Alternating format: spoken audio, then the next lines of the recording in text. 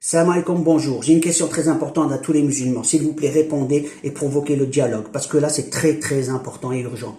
Allah dit, il parle d'un messager qui vient après le prophète. Donc, le dernier prophète, c'est Mohammed alayhi salatu salam. C'est le dernier prophète. Allah, il le dit que c'est le dernier prophète. Mais il dit pas que c'est le dernier messager. Et on nous enseigne que c'est le dernier messager. Et dans le Coran, on va voir tout de suite ce qu'Allah dit.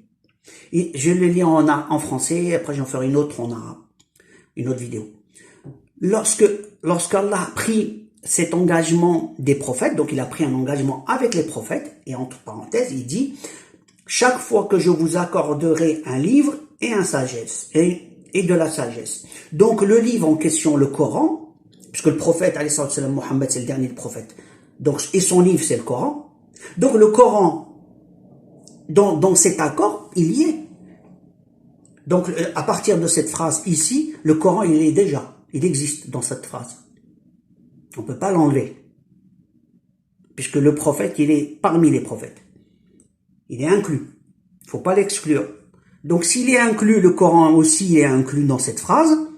Et Allah dit, et ensuite un messager vous viendra confirmer ce que vous avez. Donc, vous avez aussi le Coran.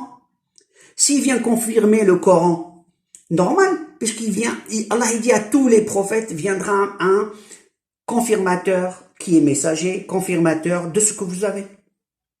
Le Coran là, et le confirmateur, c'est bien la question, c'est le Mahdi, ce qu'on appelle, eux, les anciens, ils appelaient le grand monarque, le monarque. Donc, la question est, je vous pose la question, provoquer le dialogue, parce que l'enseignement classique de répétition, comme des perroquets, faut pas changer, faut rien changer. Des savants, il y en a eu. Il y a eu des gens bien. Il y a eu des gens bien, mais égarés dans leur façon de réfléchir. Allah guide qui il veut. La question que je vous pose maintenant, c'est pas parce que quelqu'un a eu à 100 ans un texte qu'il a compris à sa façon que nous, on va faire pareil. Et après, tu dis, si tu changes le sens, non, rentre dans la vérité. Faut chercher la vérité. La phrase, elle dit quoi? Parce qu'il y a l'école académique qui nous apprend des choses stupides. Il y en a plein. Maintenant, la question, qu'est-ce que vous allez faire quand le vrai messager arrive et vous lui tournez le dos en lui disant c'est pas possible? Un messager, il fait quoi? Un messager d'Allah, il fait quoi? C'est ça la question.